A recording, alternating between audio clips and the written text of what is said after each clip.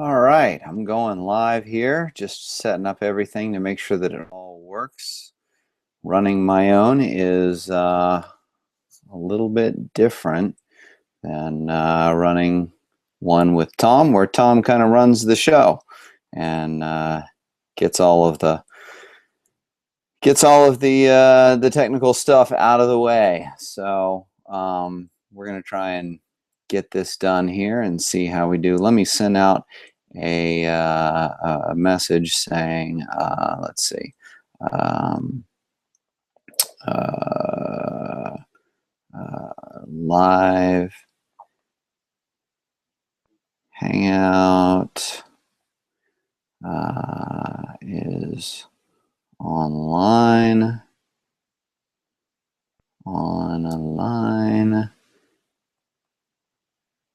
Go to my YouTube channel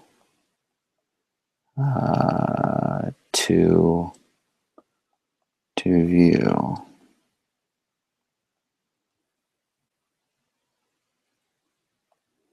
And I'll put the link on there, www.youtube, hope this fits, .com/ I don't know, mine's a long name, Paul Sargent's Worldwide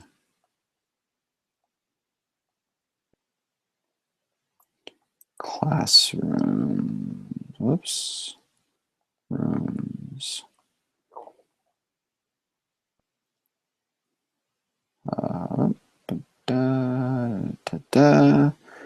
hashtag AP Euro, hashtag history, hashtag AP review.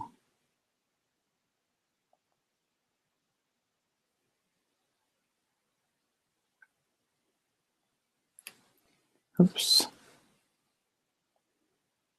Sorry, let me get this thing set up here just so that everybody kind of knows what's going on. We'll send that out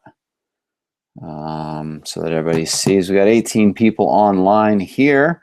Not quite the numbers that Tom gets when he starts these things, but we will get this whole thing going. So let me close off all these windows. It took me finding how to do this is not exactly my strong point here. So let's go to the Google Hangouts, and here I am. Okay, so we'll do the same thing that we did with Tom. If you have any questions or things like that, then please feel free to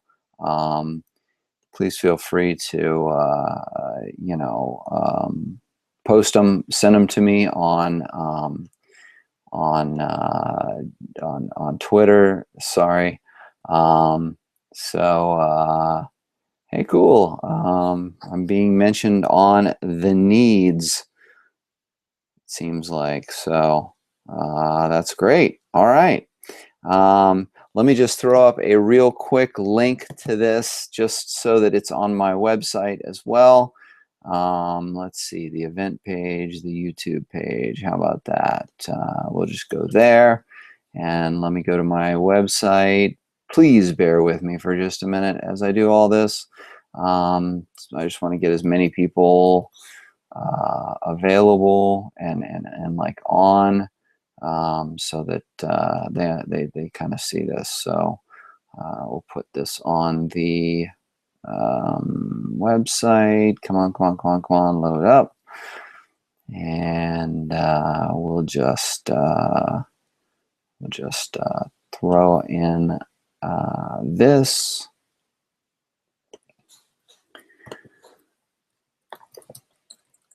The Hangout is continuing.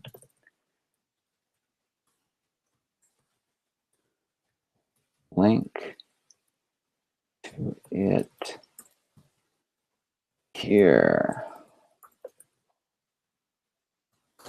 And just do that and make it a link to a website.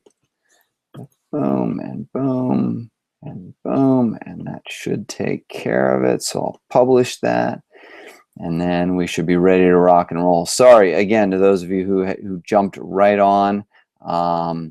Apologize for that. So where's my thing? There we go. All right. So we got 38 viewers here, and I'm sort of looking for some questions here. So if you have some questions, please let me know. I really appreciate it to the people from the Needs who are who've gone out there and recommending the content. So that's a very, very good thing. And really what I'm looking for from you is questions about different topics that are on the AP exam. I may be jumping between some things here, but let's see. Colin Nascimento, I guess. Dolphin Colin. Is it true that some of the tests will be the old format, no excerpts? No, it won't be. The only holdover from the old exam is what was formerly called the FRQ, the free response question, what is now called the LEQ. Wow. Which is the long essay question. And it's a holdover because it's simply writing a 5-paragraph, typically essay, on a topic with really no stimuli, nothing. You just kind of get a couple of questions, and they're related. I've talked about this in my introductory video to preparing for the AP exam. And that's really the holdover. The big difference is, in my opinion, the DBQ has changed very slightly. I think it's pretty much the same thing if you write well. But the multiple choice section is absolutely completely different. Before, in my opinion, we were asked to cover about, 80,000 facts. It was like the old read the book, all the information's in there. And now we've been given a definite set of things that are on the AP exam, but also we also have been they've pulled back on what's testable. And they've added the stimuli. So whether it's a passage or whether it's a picture or whether it's a graph or whether it's a whatever, you got something to work with, and it's not just like, do you remember what the outcome of this treaty was? And so it's less of a trivia contest, which is really, I think, a good thing, but it is challenging because the difference is it doesn't test your recall ability. It tests your ability to think through and reason through some fairly difficult questions here. So that's the big thing. There's some of the tests, no excerpts. The only part, like I said, is the LEQ. MED, can you discuss the Congress of Vienna as a turning point? All right. I believe I did a video on the Congress of Vienna. And let me just double check here. Let's see. Do I have a Congress of Vienna? It's so hard to keep track of all of this stuff. I do not have a specific video on the Congress of Vienna. So no, I don't have it. Okay, so here's why it's a turning point. The Congress of Vienna comes about because it is a response to the French Revolution. And the French Revolution is this unleashing of ideas of the Enlightenment, the ideas of liberty, the ideas of natural rights, the ideas of a noble savage, a division of government, limits on the power of the monarch. Those are all Enlightenment ideas. And so when you jump over to the Congress of Vienna, like, it's this attempt to try and like stop all of that. But it ultimately fails because while it maintains a balance of power, the whole idea of going in and crushing rebellions is like it's just not going to last. Like, ideas are powerful things, but it's a real shift because it shifts from a period where absolute monarchies, which really define the period from the end of the 30 Years' War, 1648, all the way through the beginning, or all the way through the Congress of Vienna, like it's absolute monarchies. Take out Britain, take out the Netherlands, the Dutch Republic, and really it's all absolute monarchies. And Britain mostly was trying to pull off absolute monarchies. They just weren't very successful at it. And so with the Congress of Vienna, it's this a real attempt to try and stave off the ideals of, and I have a video on this, of nationalism, liberalism. And when we think liberalism, think classical liberalism. I always say, look at our U.S. Constitution and the Bill of Rights, and that's classical liberalism, and nationalism, which was unleashed by Napoleon.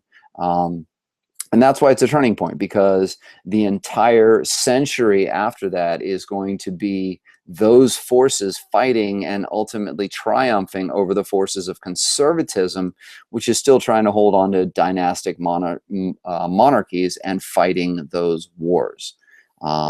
So that would be my simple answer here. It's simple. There's nothing simple about any of this. Please, just, you got to understand that, okay? Mim, can we please go over the French Revolution in detail and its social effects?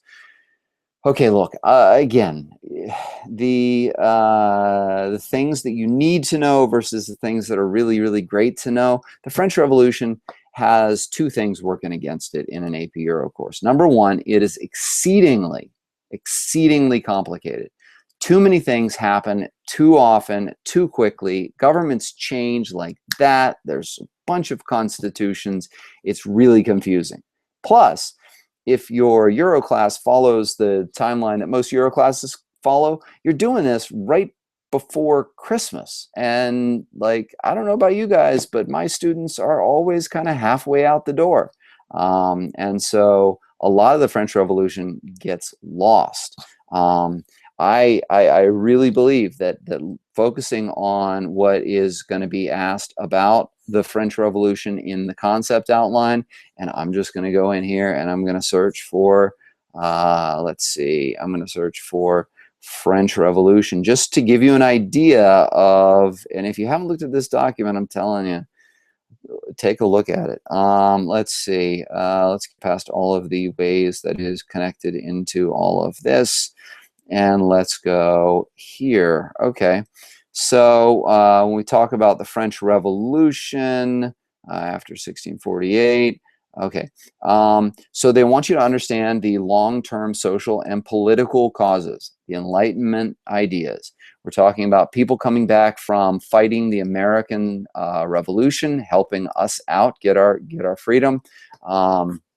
And they're bringing back those ideas of Republican governments, and a constitution has been written by the time this is pointed out. It is a combination of really a monarch who doesn't do very well at ruling. Louis XVI is kind of like, it doesn't have a strong spine, so he kind of breaks down with whatever. And it's a very, very, very largely caused by financial problems, and that causes the king to pull together the Estates General for the first time in like 175 years, and he invites members from the Third Estate who are now not like they were 175 years ago, poor peasants. Now you've got lawyers, and you've got writers and intellectuals and things like that, who are, the only thing they're holding them back is the estate system. Like, they can't have a title, so they're not nobility, but they come in with, like, they're educated and they know the law, and they bring that stuff with them, and that changes everything. Yeah, social effects, they vary depending on the part of the French Revolution. Women gain rights, and then they're taken away. They do away with almost every vestige of Catholic control in the country by doing away with saints' days. They do away with, my gosh, they restructure the calendar. They say, how are you going to go to church if you don't know it's Sunday? So they go to a 10-day week, and they take Notre Dame Cathedral, like the greatest cathedral in Paris, and they turn it into the Temple of Reason. So, it's all about like following reason and ideas rather than following, traditional sources of power, being, the king and the first two estates, the clergy and the nobility. So socially, that's kind of the big thing. For a lot of the normal people, like, they're scared of getting their heads cut off. They really are. And they rebel in the in the countryside, in the Vendée and all these other areas. But when the national pride of France is called upon, they fight strong and they fight well.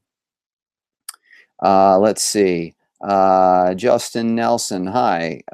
Could you please give any tips you have for remembering chronology? I find it hard to memorize key differences between periods. That's always the problem here.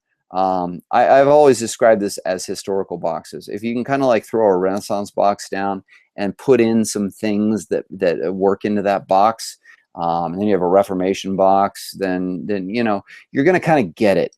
And that's a difficult thing to do in terms of bringing it all together. A shortcut way to do this is to look at the end of the chapter of any textbook. I mean, I'm just going to lean over right here and grab the textbook that I use. Many of you may be using the Spielvogel book. This is by no means me jumping out and saying Spielvogel is the end all be all.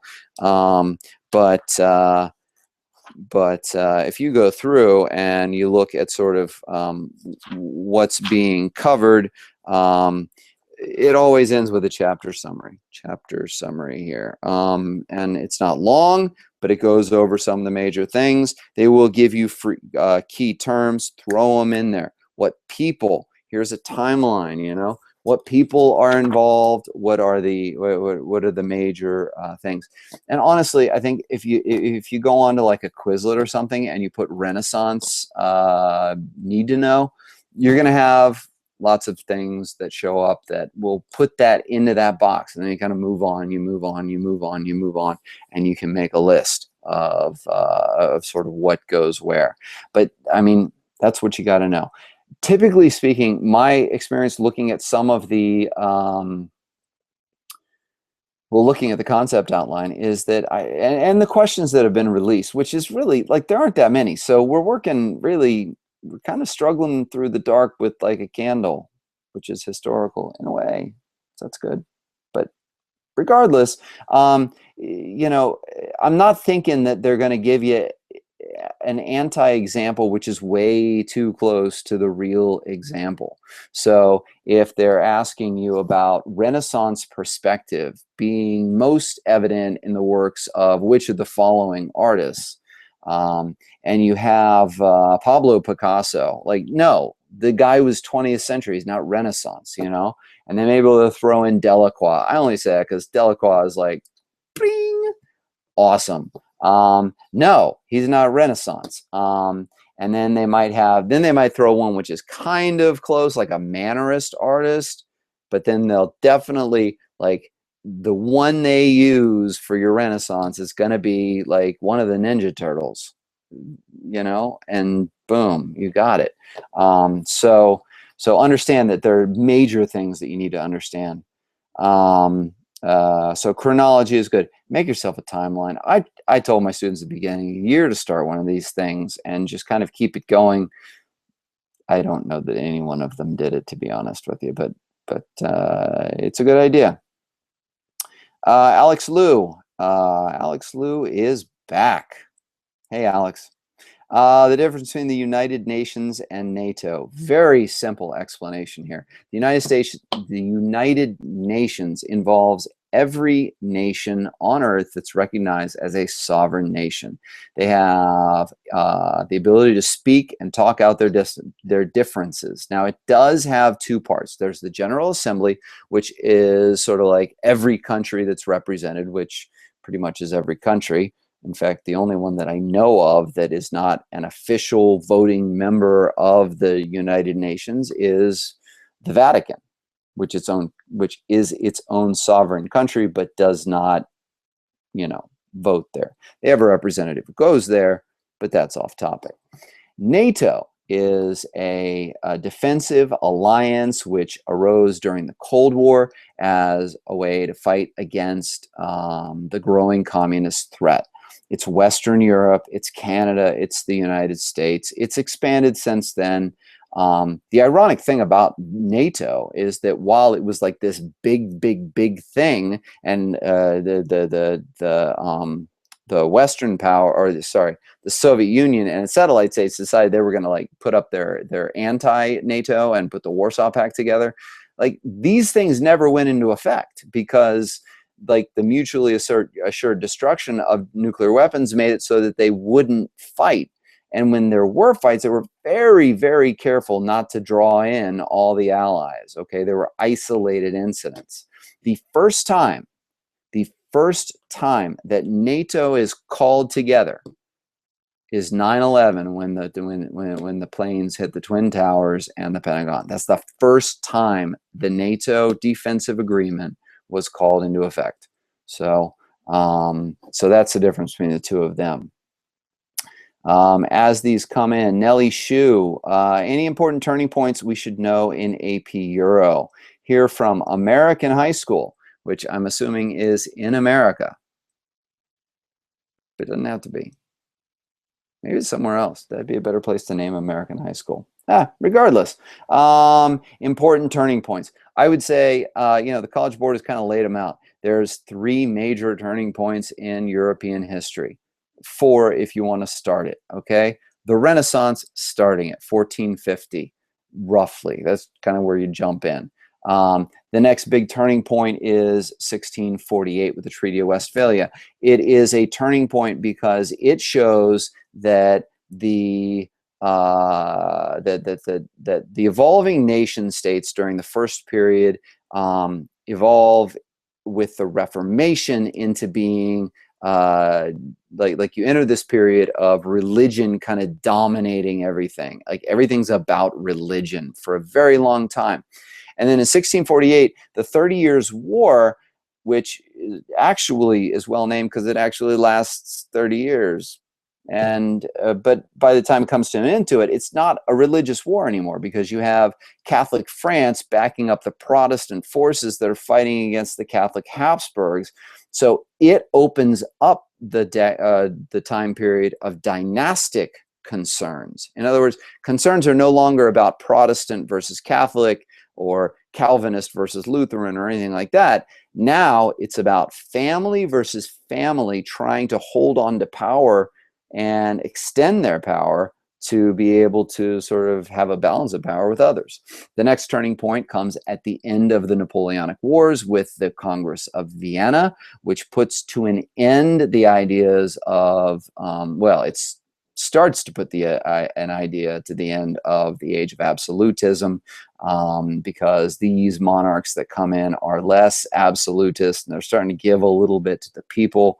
But it really is characterized by the rise of the middle class and industrialization and things like that. And therefore, it's a big change. Plus, for the first time, we see Italy and Germany unify. And then 1914 is the next turning point, because that's when Europe goes from being sort of, the whole period of the 19th century is all driven by the idea of progress. And progress can like make all these changes. And World War I says, yeah, progress is great for killing people. It's great for other things, but it's really good at killing people. So, and that changes the tenor of the entire way that we approach things. We have equal rights for women, at least in voting. We have we have an evolving Cold War with the establishment of communism in the Soviet Union, and then you know how that whole story goes. So those are the big turning points. And then, like, I can't say the present is a turning point, because like the only turning point is that it's like we don't know what's next. But that's the present that I talked about a minute ago was the present. It's not the present anymore. So anyway, yeah, those would be the turning points here. Amy Deck. What happened to Spain between the War of Spanish Succession and World War I? They seem to have pretty much disappeared. Yeah, you know what? If you're in Spain and you're taking history, they didn't disappear. They had lots of stuff going on. But when you're comparing these things, honestly, I mean, the War of Spanish Succession is like an outlier, kind of like, oh, hey, let's talk about Spain again, because, you know, they've got an empty throne. No. When Spain's economy starts to collapse because of the influx of gold and silver from the New World, they go from being like the foremost leader, powerful super country, you know, boom, to like they fade.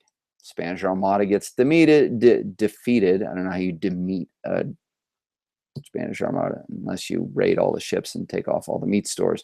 But they go from nothing and they disappear, and then they show back up for the Spanish Civil War. Really, my opinion, only because it's like the staging point for World War II. I mean, the Axis powers, or what will become the Axis powers, try out, you know, their military tactics in Spain, and it's successful. And then, like, they disappear again. And the next time we talk about them, really, in this course, is when, you know, well, it wouldn't be in the course, because really the next time we talk about them is when their economy starts to collapse over the last couple of years. So that's what happens. They're just not part of the bigger story. They're playing their own minor role, and that's the problem with the survey course. Is like you can't talk about everything in every period. My gosh, you got to get that through your head, because that's so important. Ben B. How did the imperialism of the 19th century differ from colonialism of the 16th century? Would be a good LEQ for them to ask. Yeah, it would be a great LEQ for them to ask. And here's the simple answer. The 16th century, can you tell I've been doing this for a while? The 16th century colonialism has to do with going out and it's the New World is what it is, okay? There are also expeditions to India. There are expeditions to the Spice Islands over in the East Indies. There is, but it's really about trade, and it's really about mercantilism. It's about trying to up the bullion, the gold and silver that your country can command, because it's economic warfare at that point. It's not so much about you know, exploitation. And while raw materials are important, it's pre-industrial revolution, so there's only so many raw materials that you can use. You know, the great example of raw materials are the new things that Europe didn't have: sugar and you know, cotton on a large scale, and my gosh, the tomato and the potato and stuff like that. And they give us syphilis.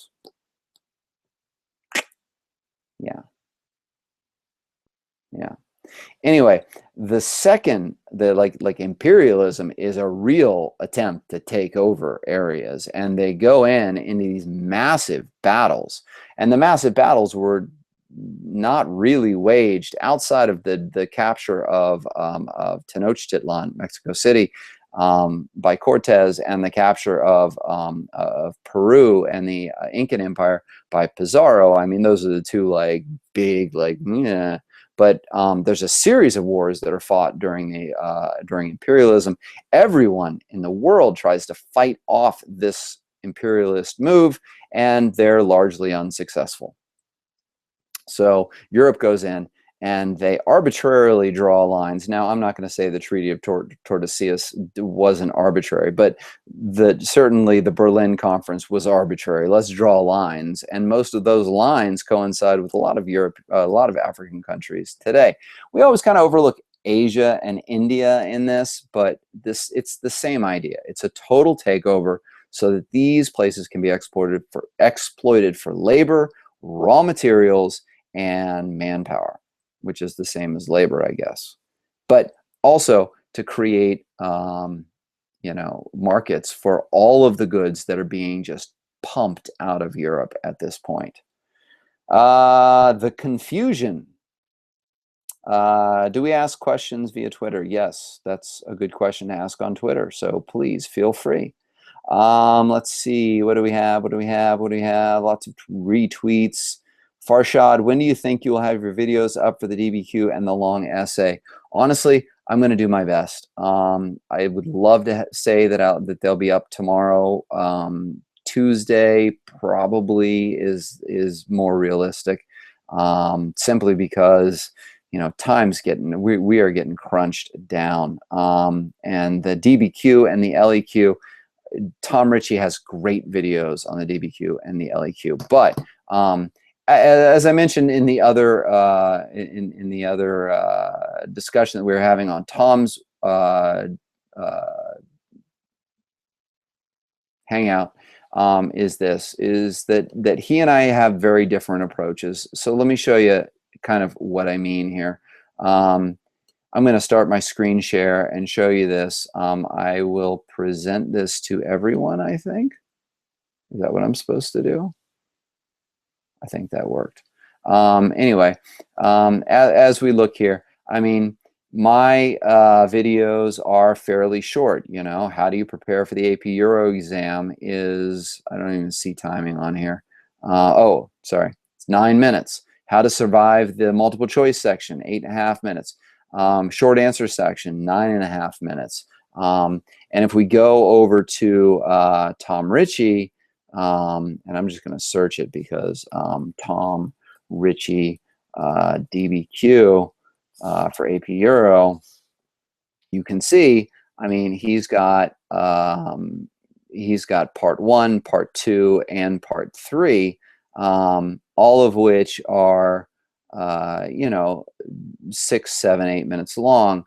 So he goes farther into depth than I do on a lot of these things, and mine is more for like an overview, like here's kind of the big picture, which is like that's how I learned history. Honestly, I learned in college not to get bogged down by all of the details, because you're just going to kill yourself and you're going to feel overwhelmed and underprepared, and quite honestly, you're going to feel uncertain when you go in there. And confidence is key going into the AP exam. But I'll get those up as fast as I can. I really want them up there. Colin, when writing compare and contrast LEQs, would you recommend one paragraph for each or a mixed compare and contrast all throughout? Colin, write whatever seems good. Either way works. There is no formula for the LEQ that mandates that you got to do one or the other. A good way to do that is to divide it up. Maybe you discuss one, maybe do the implicit comparison and contrast. You talk about one thing in a paragraph, you talk about a second thing in the paragraph, and then you talk about how they are similar or different, and then you conclude it. That's one way to do it. But it may be that you break it down depending on the question. It may have 3 things that you need to address and compare and contrast the political, economic, and social reasons for, blah, blah, blah. Then I would do it within paragraphs, and, I would take a topic and then compare and contrast.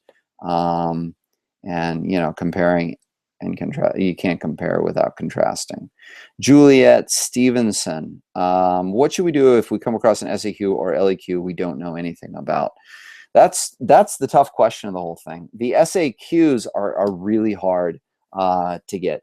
I will maintain that you know more than you do, and so don't psych yourself out. Okay, sit there for a moment. Look, you got 12 minutes to write the essay, the short answer questions. If you watch my video, like I held up and I don't have it here, but I held up the piece of paper. You are confined to a very small space to write in a short answer question. So they're not expecting a ton of stuff from you here. But if you know nothing, then think about, okay, what is it that you do know that might be able to get you a point? Notice each part of an essay, of a short answer question, is worth 1 point. So if it has A, B, and C, then it's going to be like A is worth 1 point, and B is worth 1 point, and C is worth 1 point. If you don't get the A, you might still get the B, and you might still get the C. If it asks you for one way in which, and then B asks you for a second way in which, and you don't know a second way, hey, you got the one, and then you look on to C and see what you can do with it. So that's my best thing. LEQs, at least you have a choice. You hopefully you know something about one of the two time periods. But keep in mind, those two are the two lowest percentage parts of the test. The LEQ is 15% of the test. The short answer, all combined with the 4 questions, is 20% of the test. So we're looking at 35% of the test right there.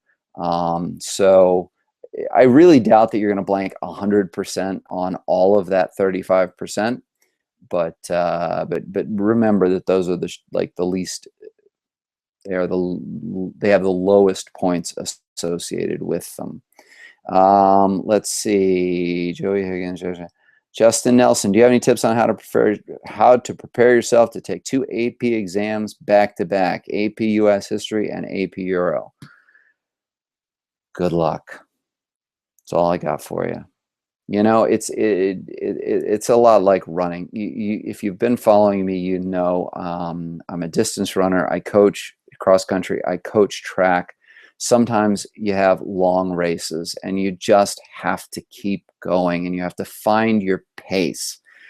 The tendency on any test is to go out guns blazing, just like a race. You're going to hit this thing as hard as you possibly can, and halfway through the test, you are dragging. I don't mean like Game of Thrones kind of dragon, but like if you're doing them back to back, pace yourself, okay?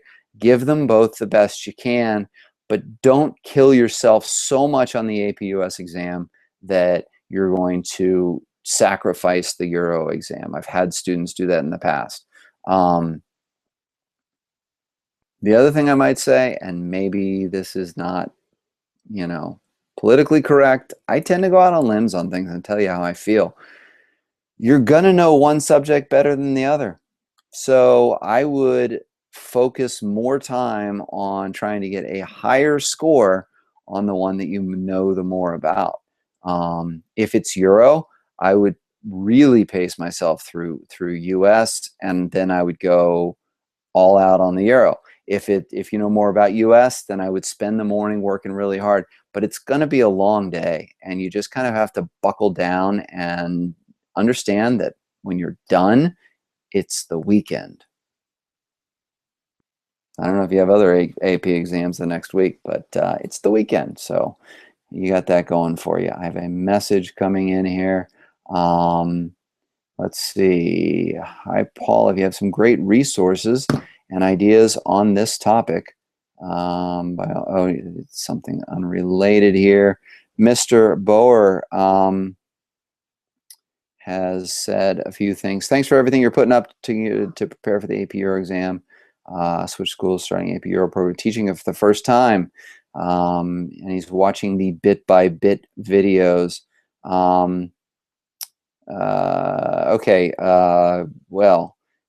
Tips for a teacher conducting review sessions.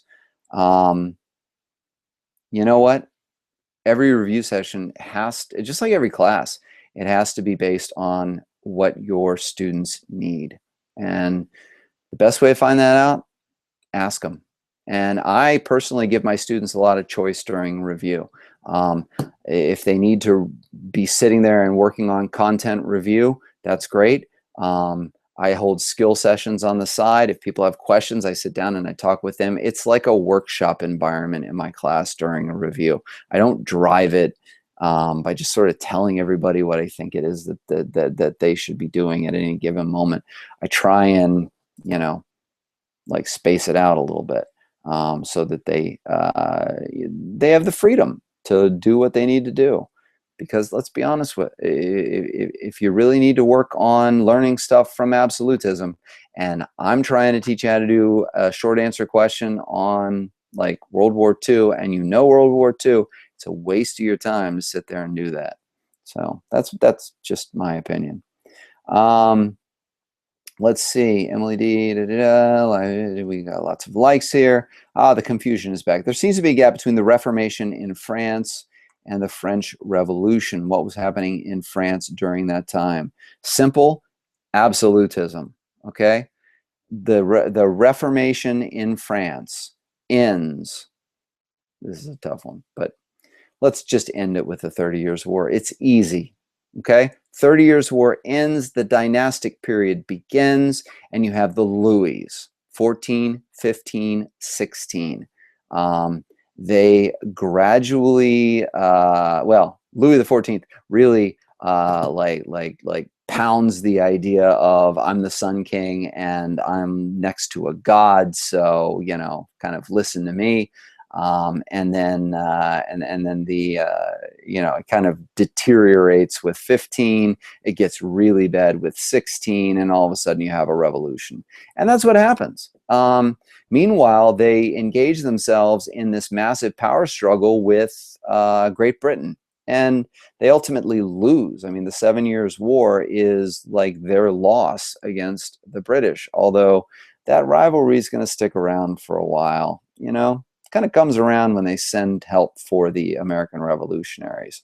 But yeah, that's it. So understand sort of the wars of Louis XIV and what Louis XIV does. France becomes the center of culture. It becomes the center of thought. The Enlightenment is like almost totally in France. But there's definitely inequalities, and it's a move towards revolution, really. So that's the short answer there. Eshan, I'm sorry. Can you please explain the industrialization of Prussia, including the Zollverein and Friedrich List's national system? All right, so industrialization. One thing to understand about industrialization is that in Britain, industrialization is done kind of bottom up. It's done by entrepreneurs. And it's aided by a government which is, because of the nature of the parliament in Britain, there are entrepreneurs and industrialists who are in parliament, so they pass a lot of laws which are, you know, favorable to business, and they guarantee business and stuff like that. So, and they've got coal deposits, and they've got lots of rivers and canals and stuff like that, so that helps.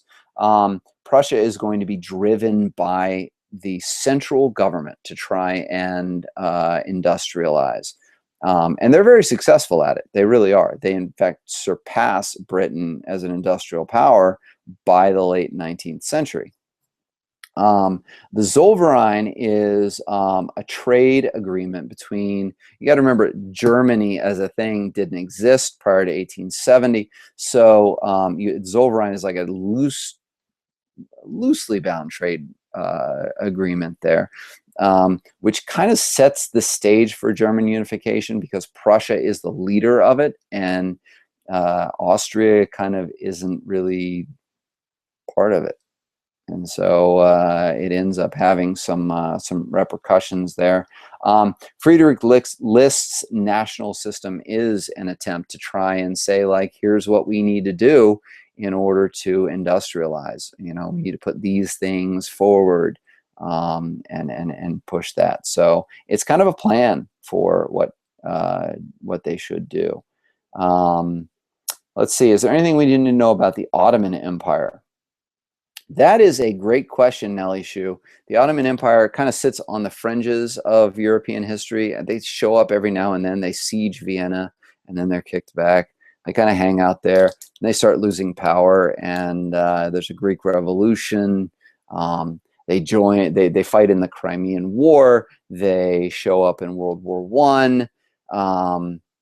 here's really the big thing. The Ottomans take over in 1453, which in part really accelerates the Renaissance, because the old manuscripts and thinkers that were in that part of the Roman Empire move back to the West, and they bring with them manuscripts and writings of ancient people that have not been seen in Europe for, you know, a long time, let's say 1,000 years. But then they kind of like show up here and there as kind of like the edges of Europe. But they're always a concern, especially in the 19th century, because they become known as the sick man of Europe, that they're constantly declining. They're pulling back. Their power's really not there. They can't. Everyone's worried about what's going to happen, and mostly because the Balkans. You know, what do you do with these areas? It's going to cause a conflict between Russia and Austria, or Austria-Hungary. And so, you know, what do you do?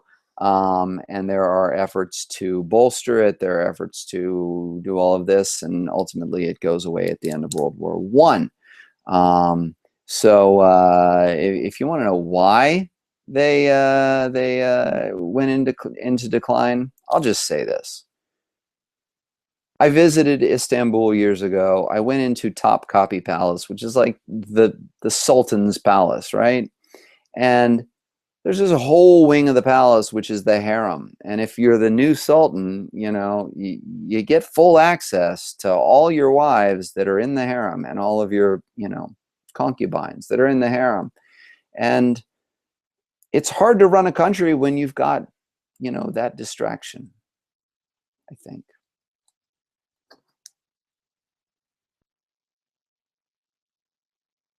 With me? Let's see, what else we got here? Juliet Stevenson, do you have or know of any list type recourses regarding art movements throughout the whole of the course? Do you have a list type? Oh, list type resources. I could be grabbing for something here.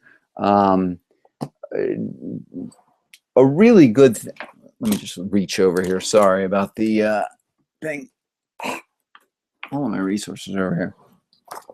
I don't know if you have time for a book, but this one's really good. The Annotated Mona Lisa. It'll go through art periods very quickly with some very basic ideas about this. I also have some videos on my website. If I just screen share again, so I can show you here of what's going on.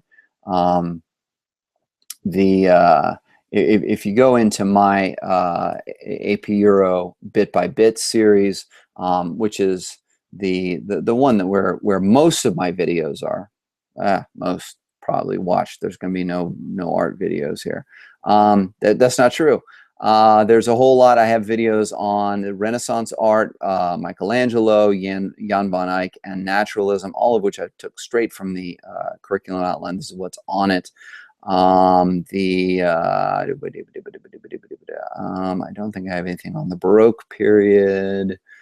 And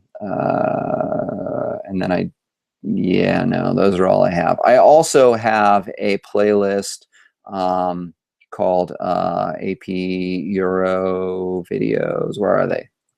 AP European History. And I have let's see, 19th century realism, impressionist art, Europe in the 1920s and the interwar period. I think there's some art thrown in there, more of the modern kind of stuff, and that's basically it. But there is, there are resources online that you can take a look at. Not only written resources, but sort of like resources that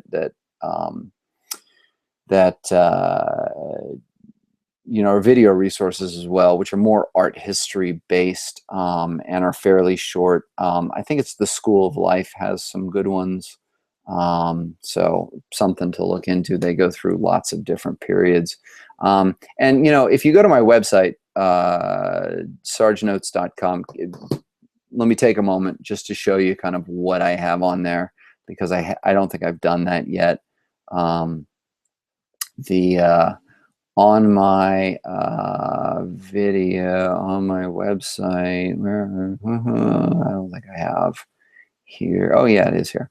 On my website. So if you go in here, for each period, I have different pages, and there are playlists that are associated with them. But if you go into the Euro exam review, okay, I've got down here, this is simply how I laid out the review for my students, but for everyone, there's a topic, and then there's a YouTube playlist which will help you understand this stuff. So when we get into like let's see, the Baroque would be in the absolutist period. So if you click on that YouTube playlist, then you'll jump in. And here you have Versailles. You have, see if it's in here. Baroque. Come on, where's Baroque? I don't have anything on Baroque in here. That was the worst absolute example I could possibly give you. All right, well, let's go into modernity. How about that? So relativity and philosophy, and here we go. Post-impressionism, cubism. You know, I mean, you can find this stuff pretty easy if you just sort of search for it. All right, still 43 viewers here, so this is good.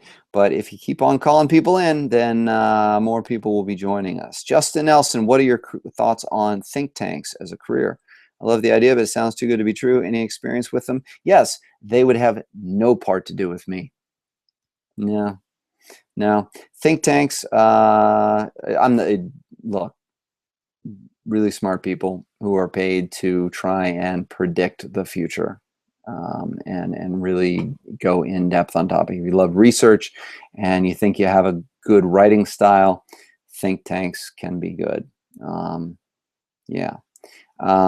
Let's see. Isabel, could you discuss the role of women throughout the 19th century and the gradual changes in child rearing? Okay, so generally speaking, women are going to go through well, generally speaking, women's rights improve throughout the course. Okay, so in the 19th century is no exception. Yes, you have people, you have women who are coming from the countryside who are being displaced by the enclosure movement, especially in England, and they're going to the factories. Factory life is in some ways worse and in some ways better. They're not starving on in the agricultural areas, but they're certainly, you know, they're being worked really hard and really to death in the factories. As the 19th century progresses, the middle class really expands. The working class is still in the same situation, and some would argue that it maybe even gets worse. Women, though, are pushed more into the domestic sphere as this happens, because as the level of prosperity increases in Europe, then men are able to bring home the bacon, so to speak, and so they look to the women to be more homemakers. Women get into reform in things that seem womanly, like prison reform and reform for the insane. They work with poverty. They try and alleviate hunger. They try and do those things, and they, to the detriment of the men surrounding them, take on prohibition as a really big, you know, good idea. And, you know, let's sort of attack the evils of alcohol. But yeah, that's basically it. It depends on what class you're in. Look, the upper class women can do most of what they want. The middle class, they're very locked into these middle class values, which are trying to be upper class, which is kind of, you know, a common theme. And in the lower class, they're struggling just to make ends meet. And that is taking all kinds of jobs, including falling back on the one thing that women seem to always be able to fall back on: prostitution. But it's not pretty. And if you ever read a Charles Dickens novel, then you'll probably get the sense of it as it goes along. I don't know why I turned this off. So I hope that helps you. Child rearing, again, it all depends. In the upper classes, they tend to hire nannies. You ever seen Mary Poppins? Good example.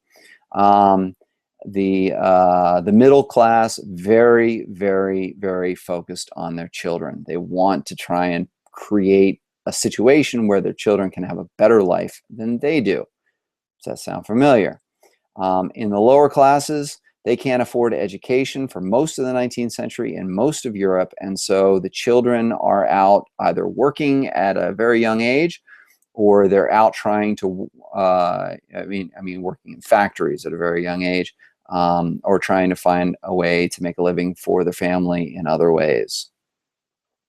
So it really kind of depends.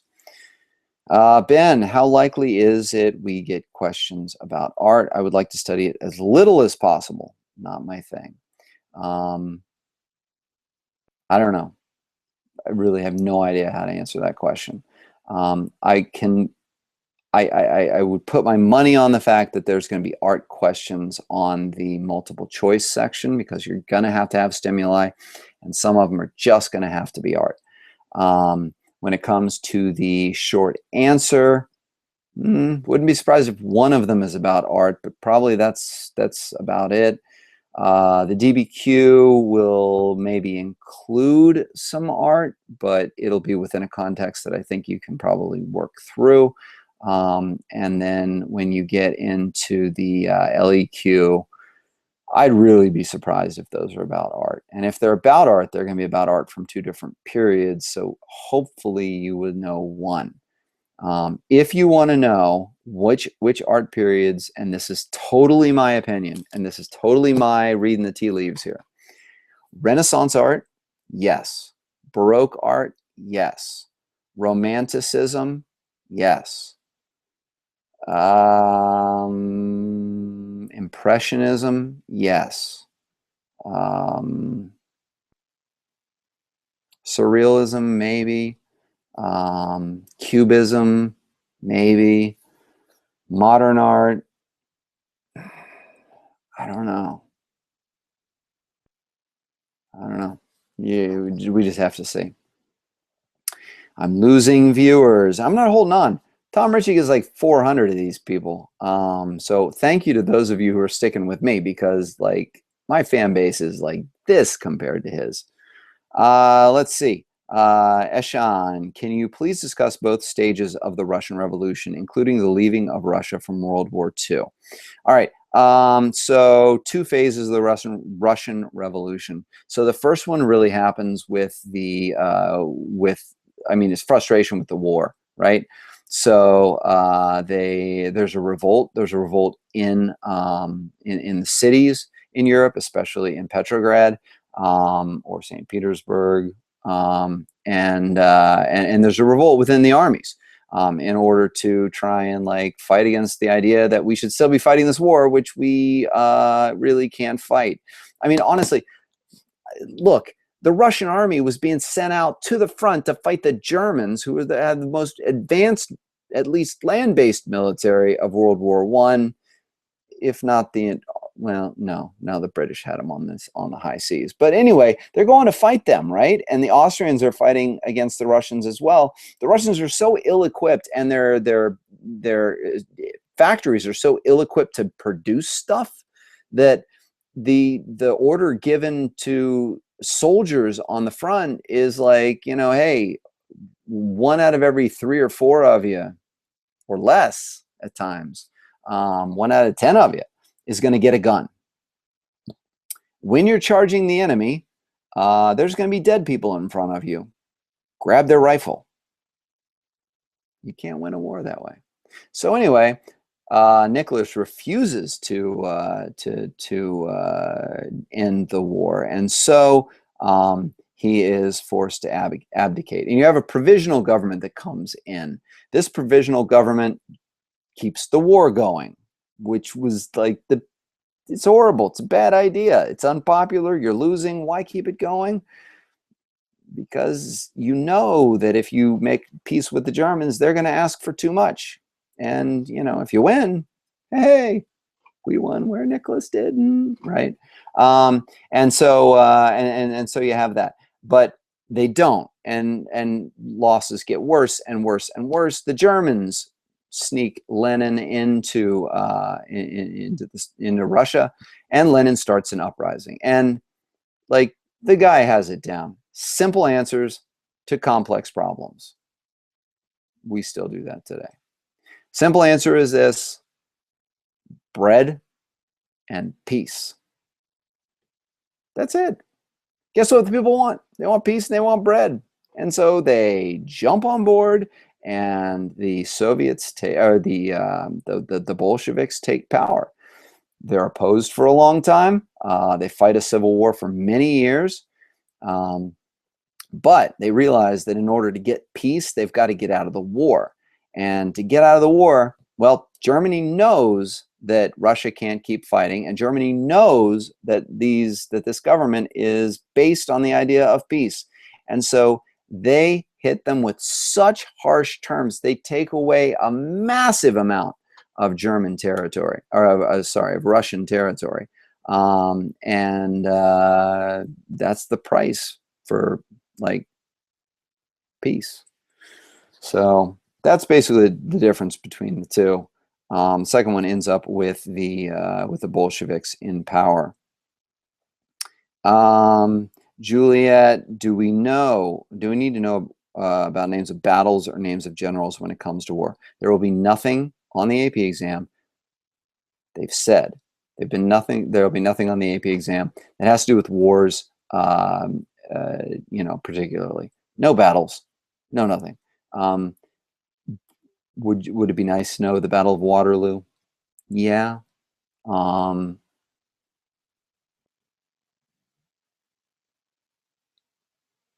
No.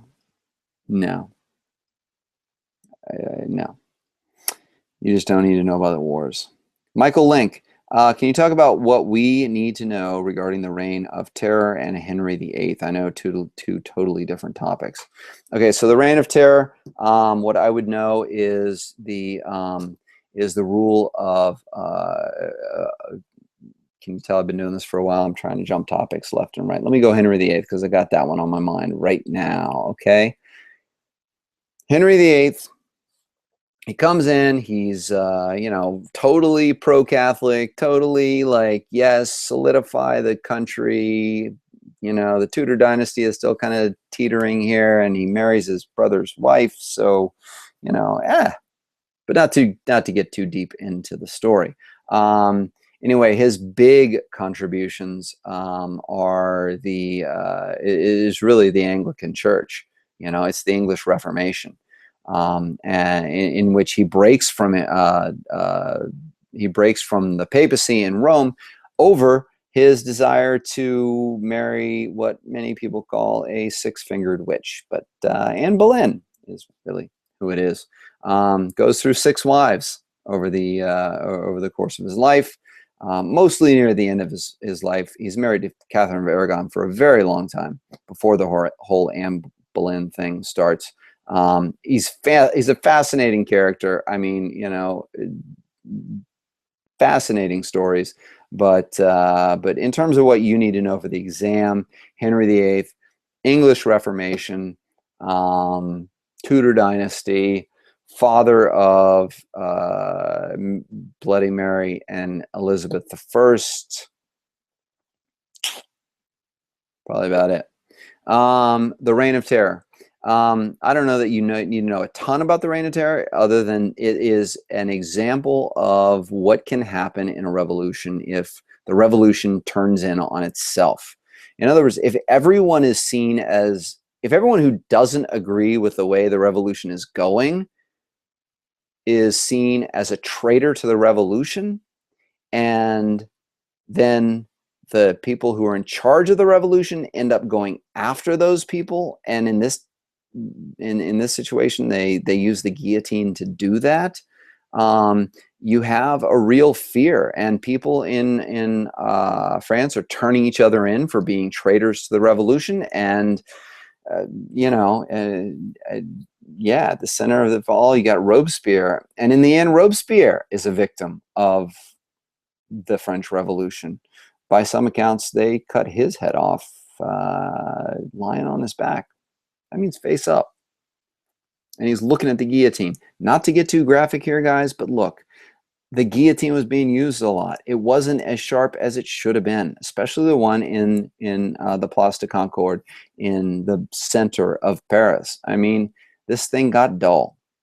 And it would take, you know, 2, maybe 3, sometimes 4 drops in order to separate the head from the body. That's one thing. I mean, it is bad if you don't see it coming. But if you're laying on your back and you see that thing coming, it hurts to just think about. Okay, I am looking to actually be running out of questions here. This is amazing, and I have a lot of people dropping out. I don't know if there are anything here.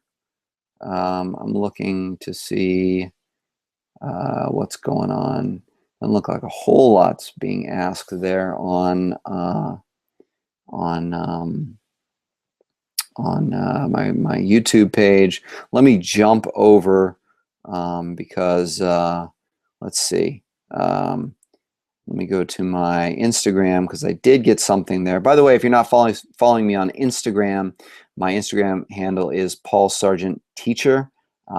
So search for that. So Zoe. Let's see. Hi, Paul, Mr. Sargent. You don't have to call me Mr. Sargent, honestly. Sorry, I don't have a Twitter, but I'm watching your live hangout right now. I was wondering if you could go over the Franco-Prussian War. Okay, real simple. Franco-Prussian War. I have a video on German unification, which goes into this.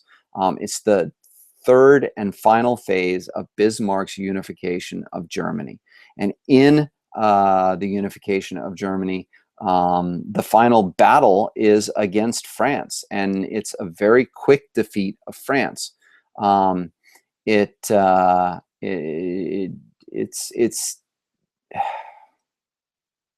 bad story overall. It starts off with Bismarck faking a telegram to make the to make it look like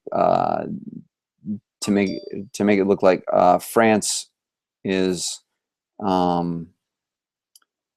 to make it look like the French king has been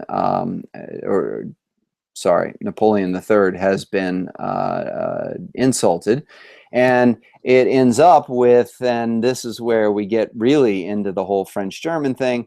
So Germany not only defeats France, they make Napoleon III go away. They force the establishment of a French Republic. And then they go into, yes, the nicest building in France, Versailles, which was built by Louis XIV. They go into the nicest room in France, the Hall of Mirrors, and there they declare the German Empire. Along the way, they're going to take away these 2 areas known as Alsace and Lorraine. So I don't know if this is going to be on the exam now, but this is a great story. I just got to tell you this. Okay, so this really sits in the minds of France. Like, duh, this is a kick in the teeth, right? And they asked them for huge reparations payments. So France is like not so happy about this, and they're vowing revenge. And every single child in France goes through education programs which emphasize the whole idea that we're going to get them back. We're going to get them back. It's going to happen. But Germany is just too powerful, and they're too good when Otto von Bismarck is in power at isolating France. Like, France has no one to help them out, and they can't take on Germany all alone.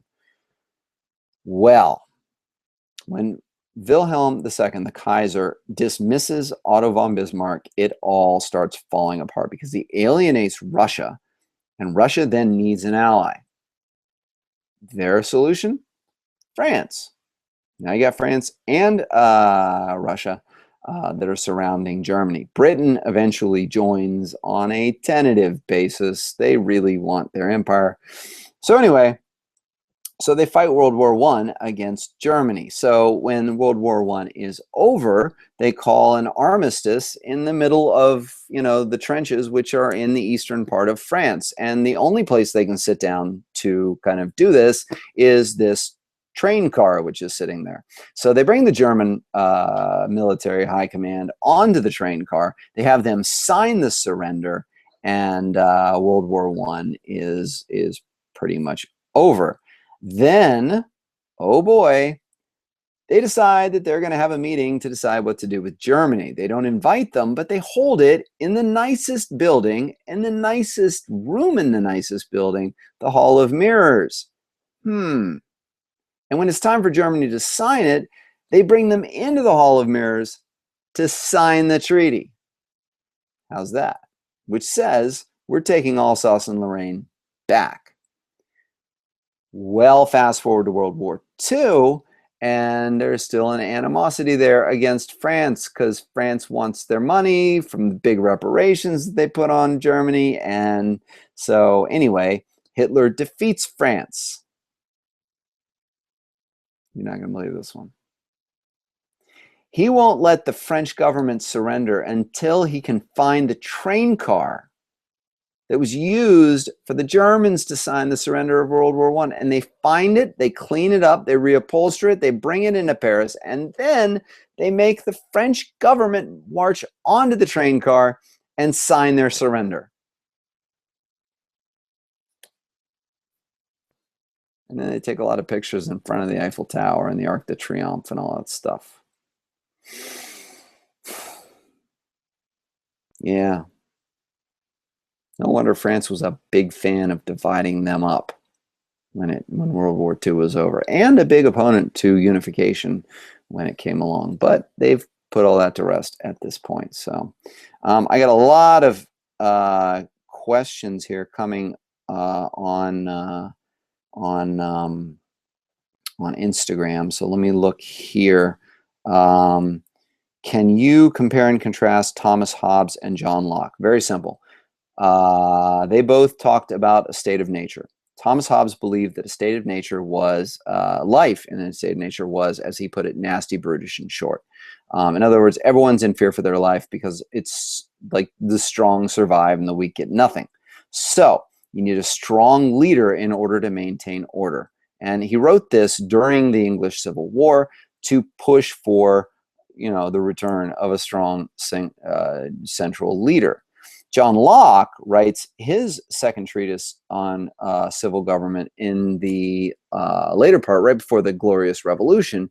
And his state of nature says that, things aren't so bad in the state of nature. And there's a social contract that's put together whereby people are willing to give up their freedoms, or at least some of their freedoms, for security. But he says that decision is a contract between the ruler and the people, and that if the ruler kind of like doesn't do what the people want, then the people have the right to rebel and overthrow him. And that's very different than Thomas Hobbes, who's more of like an absolutist kind of guy. So that's the difference between the two. And only one of them really influenced the Declaration of Independence. I like taking this back to America because, like, we're here. All right, Liv Zhu. What factors led to the rise of the middle class in the 19th century on the continent and in England?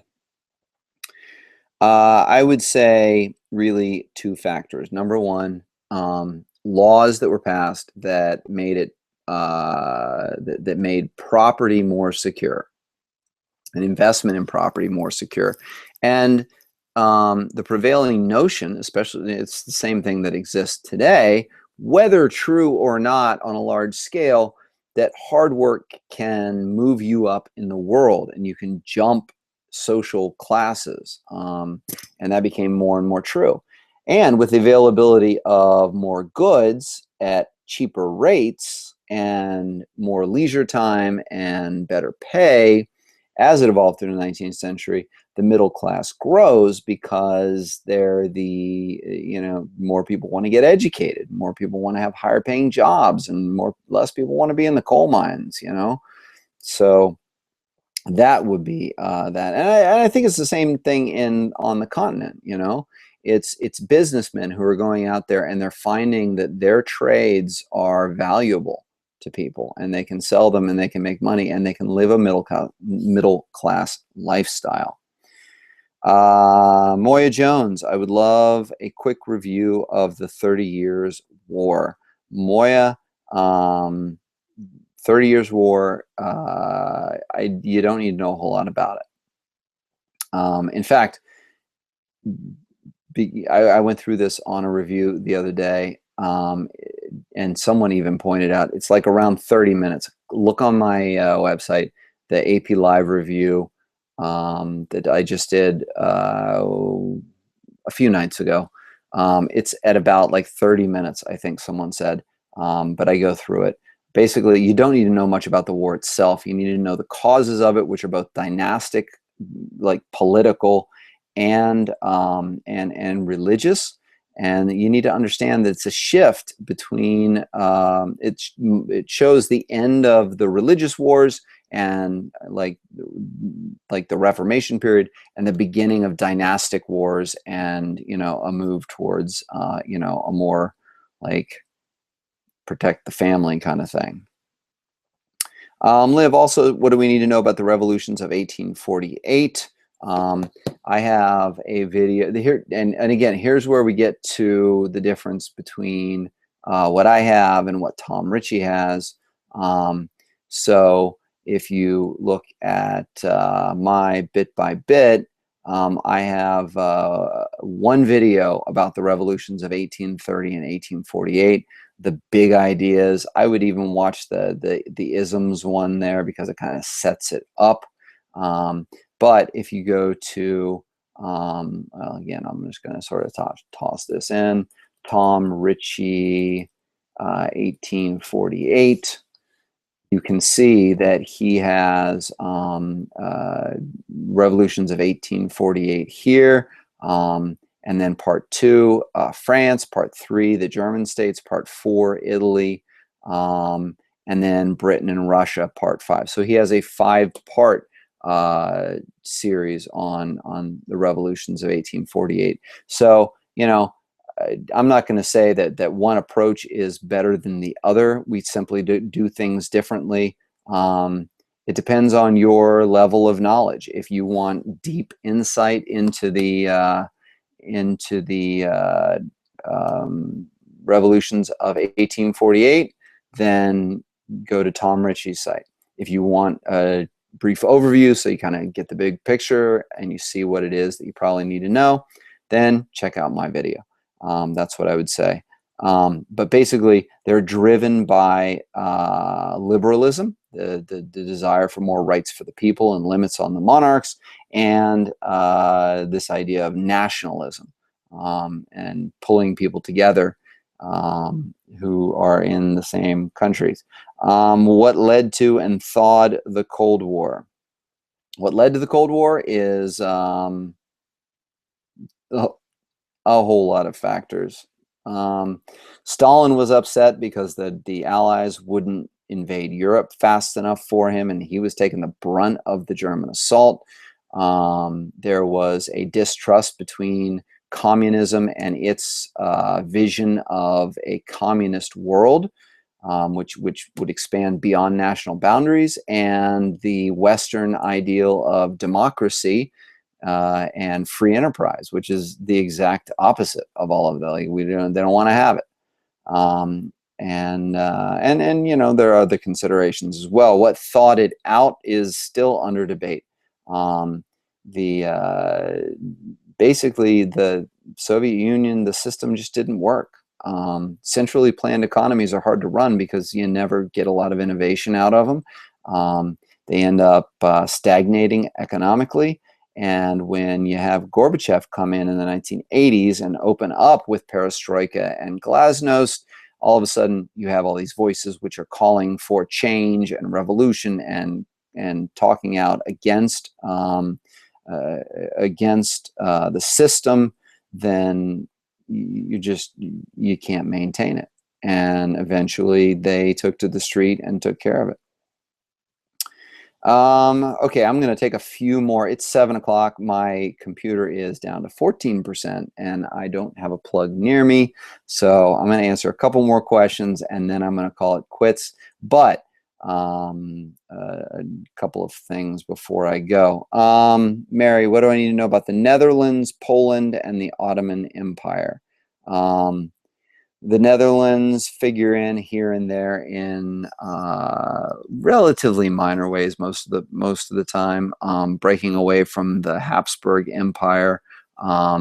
There is, of course, the Dutch Golden Age, which is very important, and Dutch realist painting, which is really important.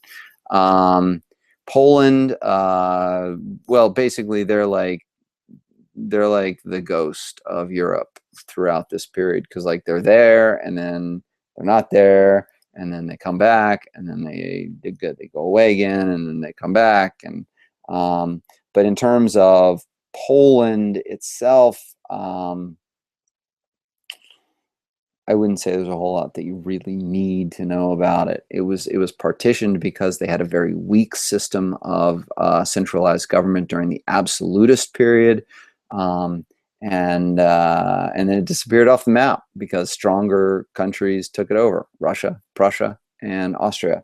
Um, and then it was forced back after World War I, and it was like, yeah, when Hitler invaded it, that's what started World War II. Then they came back and moved up. My goodness, questions keep coming in. Reasons for the student protests in 1968. Same stuff as you might have seen in the United States here.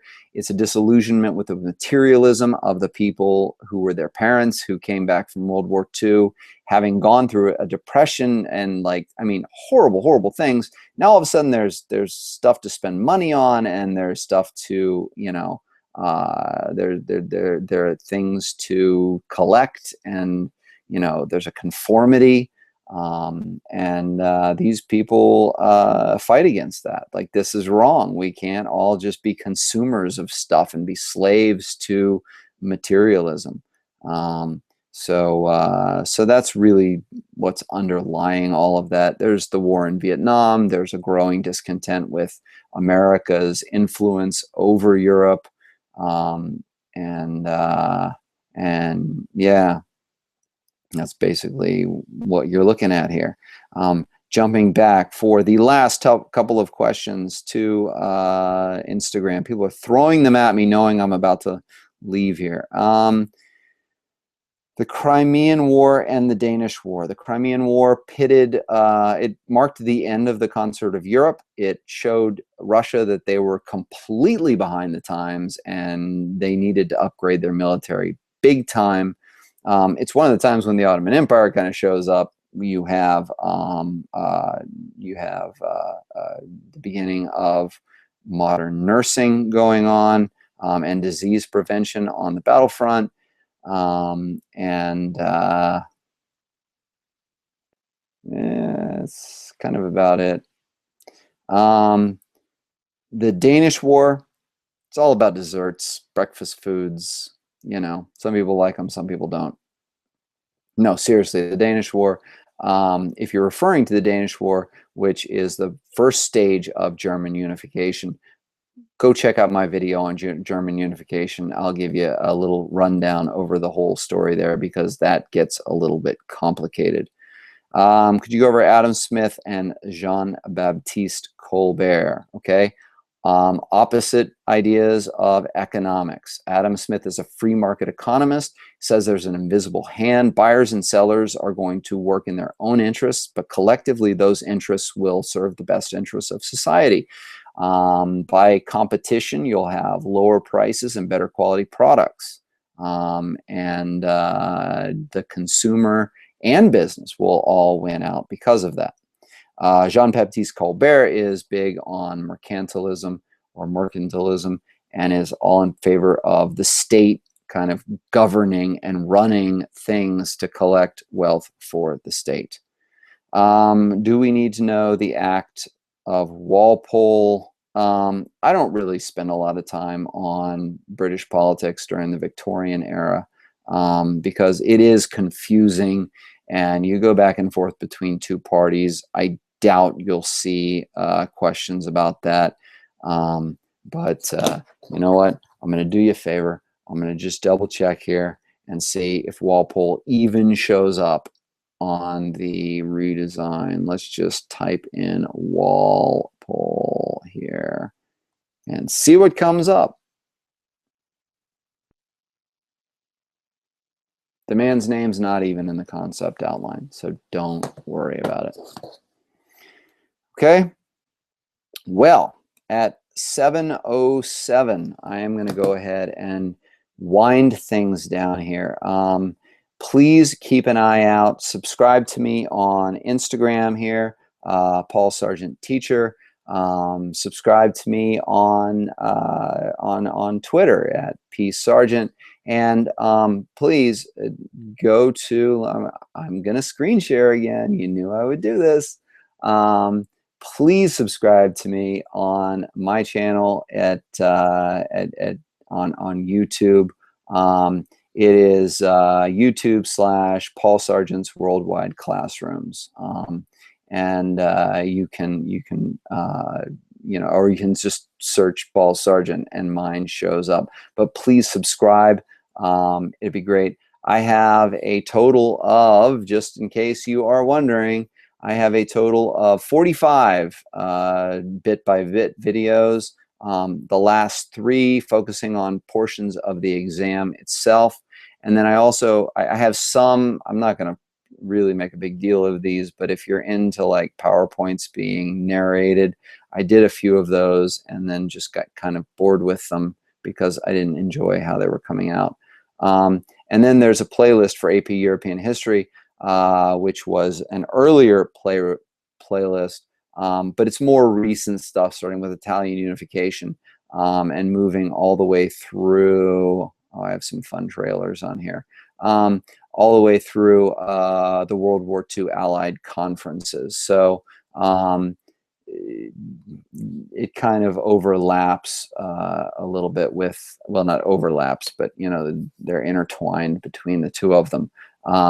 But yes, please feel free to subscribe to my channel and watch my videos and share them out with whoever. I mean, I assume you guys are all going to be in review in classes. My plea to you: put my name out there, because it's out there somewhat and it's gaining traction. But I've only been doing this for a year, and I've really been enjoying it. I've been putting a lot into it, so I hope that it helps.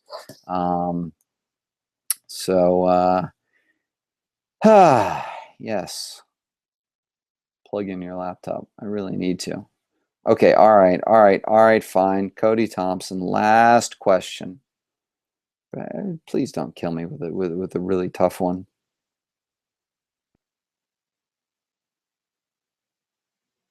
Okay, that's it. Oh, I see. Who was Erasmus and what were his ideas? I'm going to send you right to AP Euro bit by bit. There's a piece on Christian humanism. It's all about Erasmus, really, and Sir Thomas More. And it'll explain not only what Christian humanism is, but also their ideas. So go and check that out. And keep an eye out, because I will be announcing maybe more live Hangouts.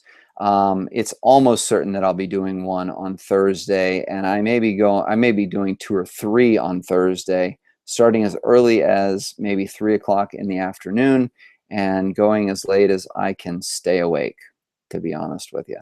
So so please keep an eye out for that. Thank you for coming and joining me for this review. I hope it helped.